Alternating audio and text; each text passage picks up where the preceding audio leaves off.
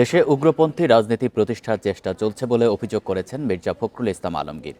বলে নির্বাচন না হলে ফ্যাসিবাদের ফিরে আসার সম্ভাবনা বাড়বে, ক্ষতিগ্রস্ত হবে জাতি। শুক্রবার জাতীয় প্রেস ক্লাবে এক প্রকাশনা অনুষ্ঠানে এসব কথা বলেন মির্জা ফখরুল।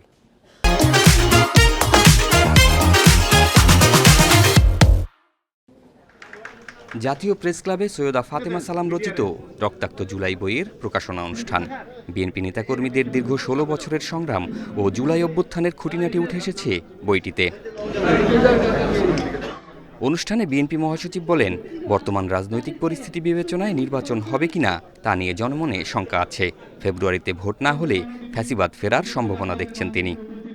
বিভিন্ন রকম চিন্তা থাকবে, মত থাকবে, কিন্তু এখন যে পরিবেশটা আমাদের আছে, এই পরিবেশটাতে আমাদের জনগণ কিন্তু অত্যন্ত বিভ্রান্তির মধ্যে পড়ে যাচ্ছে। আমরা আপনারা লক্ষ্য করে দেখবেন, মানুষকে জিজ্ঞেস করলেই মানুষ বলে নির্বাচন হবে তো। উদারপন্থী রাজনীতির বদলে দেশে উগ্রপন্থী রাজনীতি প্রতিষ্ঠার চেষ্টা চলছে বলে অভিযোগ করেন মির্জা ফখরুল।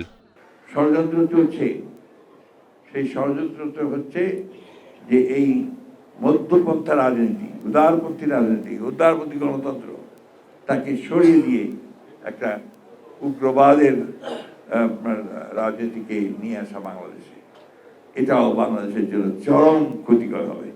এদিকে সকালে বিএনপির প্রতিষ্ঠাতা জিয়াউর রহমানের সমাধিতে শ্রদ্ধা নিবেদন করেন বিএনপির স্থায়ী কমিটির সদস্য এজেএম জাহিদ। এ সময় তিনি সুষ্ঠু ও নিরপেক্ষ নির্বাচনের লক্ষ্যে কমিশন যথাসময়ে তফসিল ঘোষণা করবে বলে আশা প্রকাশ করেন।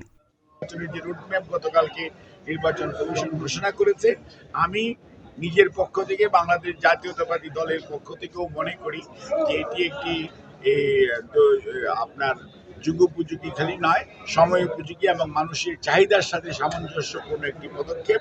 নির্বাচনের রোডম্যাপ যেভাবে ঘোষিত হয়েছে, আগামী দিনে নির্বাচনী তফসিল আসবে।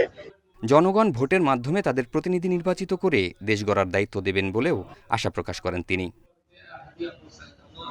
জাহিদুল ইসলাম, ইন্ডিপেন্ডেন্ট নিউজ, ঢাকা।